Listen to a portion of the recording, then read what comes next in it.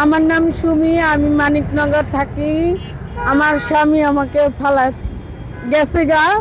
আমি ভিক্ষা করতাম, ভিক্ষা থেকে এখন আমি অটো ড্রাইভার। আমি অনেক খেপিয়ে আছি।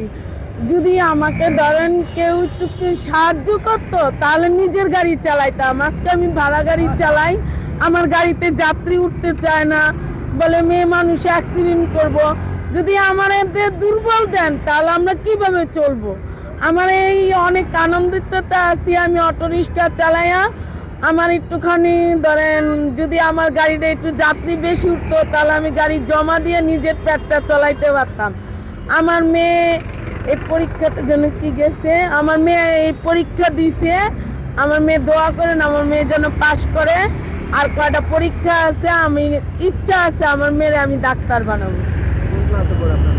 আমার মেয়ে এই যে পরীক্ষা দিছে, কোন ক্লাসে পড়ে তা বলতে পারি না, আমি মূর্খ মানুষ তো তার জন্য। মানিকনগর, যাত্রাবাড়ির এদিকে, দলপুরের এদিকে। বেশি দিন হয় না, 5 দিন হয়েছে আমি গাড়ি চালাইতে আসি। বলে মহিলা মানুষ হইয়া তুমি গাড়ি চালাও কেন, অনেক কথাই বলে। হাতটা দেখাও, আমার এই হাতটা গাড়ি অ্যাক্সিডেন্টে কাটা গেছে। অনেক সার্জেনরা অনেকে আমার কয় এই গাড়ি কেন চালাও।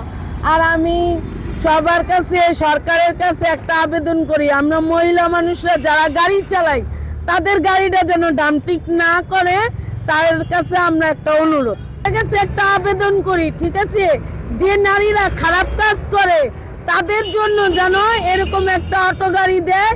আর তারা টাকা নিক, সমস্যা নাই। সরকারের কাছে একটা আবেদন, এই নারীগুলা যারা ভিক্ষা করে, ছলমানগিরি করে, এই যে চকলেট বেচে, তারপর গাড়িতে অনেক কিছু করে, তাদের জন্য যেন একটা কিছু করে।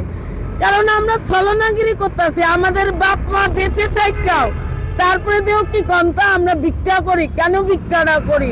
আমাদের যদি সরকার একটুখানি সহযোগিতা করে তাহলে তার ভিক্ষাটা করানো লাগতো না। আমি সরকারের কাছে একটা আবেদন করি যেন সেলাই মেশিন দেয় বা অটো দেয়। আর আমাদের যেন মহিলাদের যেন কোনো কষ্ট না হয়। এই যে পুরুষরা